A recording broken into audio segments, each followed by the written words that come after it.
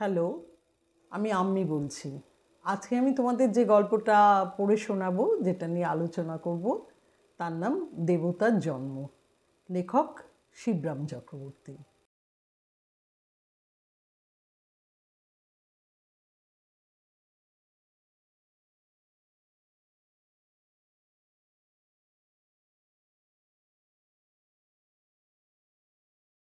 তাহলে গল্পটা শুরু করছি। তো গল্পটা শুরু হলো একটা পাথরকে নিয়ে, এবং সেই পাথরের দেবত্ব প্রাপ্তি কীভাবে হয়েছিল সেই বর্ণনাই এখানে লেখক করেছেন।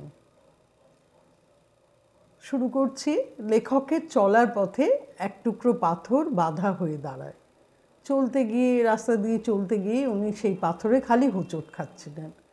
তো একদিন এমন হোঁচট খেলেন যে একদম মাঝ রাস্তায় ছিটকে পড়লেন।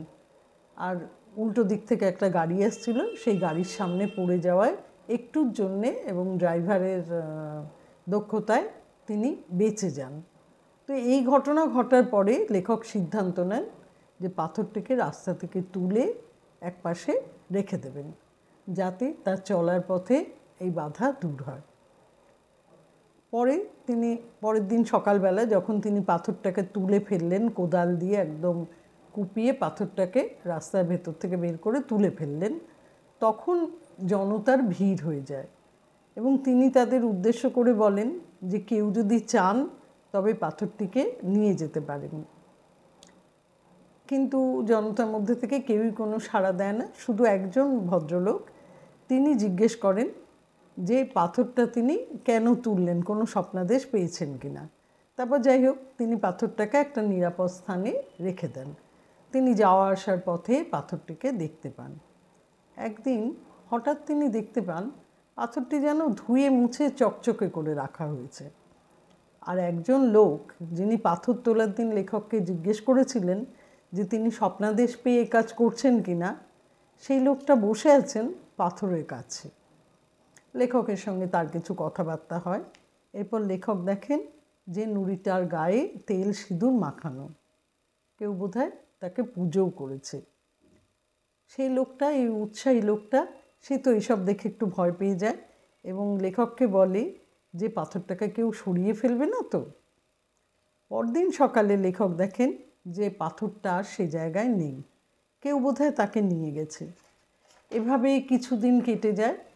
তারপর হঠাৎ একদিন গলির মোড়ে অশোকতলা দিয়ে লেখক আসছেন, তখন তিনি দেখতে পান পাথরটাকে এমনভাবে অশোকতলায় পুঁতে রাখা হয়েছে যে মনে হচ্ছে একটা শিবলিঙ্গ।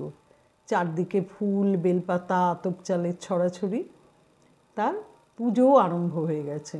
কিছু সন্ন্যাসী এসে ওখানে আস্তানা গেড়েছে। বম বম শব্দ আর গাঁজার গন্ধে চারিদিক ভরপুর। এবার পাথরটাকে তো ওইভাবে রাখা হয়েছে, সুতরাং তার একটা তো মন্দিরও দরকার। তো এই যে কিছু ভক্ত, তারা তাদের কথাবার্তায় তারা বলতে থাকেন, সেখানে সবাই শুনতে পেল যেটা, যে পাথরটার পরিচয় কী। তারা বলছেন ইনি হচ্ছেন ত্রিলোকেশ্বর শিব এবং স্বয়ম্ভু, পাতাল ফুঁড়ে উঠেছেন। সুতরাং এই নতুন শিবকে মর্যাদা দিতে গেলে একটা মন্দির তৈরি করার দরকার। লেখকের একবার মনে হলো যে তিনি সবার সামনে এই পাথরটার আসল পরিচয় সকলকে জানিয়ে দেন, কিন্তু চারদিকের লোক এত ধর্মভীরু, এই ধরনের কথা বললে তারা হয়তো ক্ষেপে যাবে। তাই তিনি ধর্মভীরু মানুষের ভয়ে তিনি সে কথা বললেন না। কয়েক মাস বাদে লেখক ছিলেন না, লেখক একটু কাজে চিনিকলের তদারকি করতে বিহারের চম্পারণে গেছিলেন। তারপর তিনি কয়েক মাস বাদে যখন ফিরে এলেন, তখন তিনি দেখতে পেলেন অশোকতলার মোড়ে একটা মন্দির গজিয়ে উঠেছে। শঙ্খ ঘণ্টার আওয়াজ আর ভক্তদের ভিড় ঠেলে এগুলোই অসম্ভব। আর সবচেয়ে বড় বিষয়, সেই যে আগের লোকটি, যে লোকটি স্বপ্নাদেশ পেয়েছেন কিনা, সেই উৎসাহী লোকটি, সে গেরুয়া পরে তিলক কেটে প্রধান সেবায়িত হয়ে বসেছে। এবার বোঝা গেল প্রথম থেকে পাথরটির প্রতি লোকটির এত আগ্রহ। বিনা পয়সায় এরকম লাভের ব্যবসা আর কোথাও পাওয়া যাবে না। লেখকের খুব রাগ হয় এ ধরনের ব্যাপারে। লোকটি সবাইকে বোঝাতে থাকে যে এই শিব খুব জাগ্রত, কলকাতায় বসন্ত রোগ মহামারী রূপে দেখা দিয়েছে, অথচ এ পাড়ার লোকেরা বাবার চরণামৃত পান করে সুস্থ আছে।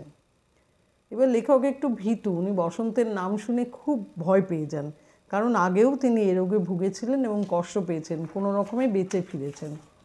তো তিনি কী করলেন, ভয় পেয়ে লেখক টিকা নেওয়ার জন্য মেডিকেল কলেজের দিকে ছুটলেন।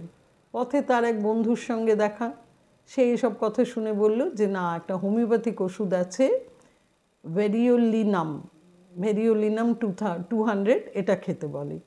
তিনি কিং কোম্পানিতে গিয়ে ওষুধ কিনে এক ডোজ খেয়েও নেন। তারপরে একটু নিশ্চিন্ত হলেন, কিন্তু ফেরার পথে কয়েকটা শবযাত্রা দেখে তিনি ভয় পেয়ে গেলেন।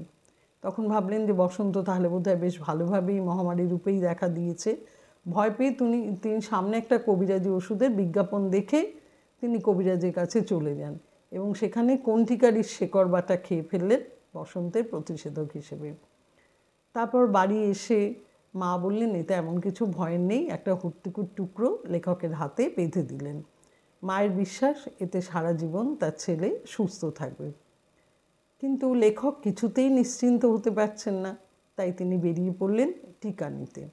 টিকা নিয়ে ফেরার সময় তার সেই লোকটার কথা মনে পড়ে যাচ্ছিল, যে তাকে বলেছিল যে তিলকেশ্বর শিবের চরণামৃত পান করলেই বসন্ত রোগ আর হবে না। লেখকের মন খুব দুর্বল হয়ে পড়ে এবং তিনি সবার অলক্ষ্যে ত্রিলোকেশ্বর শিবের মন্দিরে মাথা ঠেকিয়ে প্রণাম করেন আর মনে মনে তাকে রক্ষা করতে বলেন। পর মুহূর্তে তিনি আবার চারদিকে তাকিয়ে দেখেন কেউ তাকে লক্ষ্য করছে কিনা, কারণ তিনি তো এই শিবের আসল পরিচয় জানেন, কিন্তু তবুও দুর্বল মনে যা হয় তিনি এই শিবকেই প্রণাম করে আসেন। এটাই হচ্ছে মূল গল্প। এবার এখানে এই যে পুরো গল্পটা লেখক একটু কৌতুকের মাধ্যমে পরিবেশন করেন। মানুষের মনের দুর্বলতাকে পুঁজি করে একদল অসাধু লোক ধর্মকে নিয়ে যে ব্যবসা করছে, সেটাই এই গল্পের মূল বক্তব্য। ওই অসাধু লোকদের ইচ্ছে একটা সাধারণ নুড়ি পাথর কীরমভাবে দেবত্ব পেয়ে যায়, তার উপর কীভাবে দেবত্ব আরোপ করা হয়, আর এভাবেই দেবতার জন্ম হয়। তাহলে এটা হলো মূল গল্পটা। তোমরা গল্পটা তো শুনবে, তাছাড়া তোমরা গল্পটা বইয়ে পড়ে নেবে, কারণ ওখান থেকে কিন্তু কোয়েশ্চেনগুলো আসে। সুতরাং লাইনগুলো দেখতে গেলে গল্পটা তোমাদের পড়া দরকার। তারপরে তোমরা আমি যেটা বললাম সেটাও শুনে নেবে, শুনে তোমরা গল্পটা সম্পর্কে তোমাদের পুরো ধারণা হবে।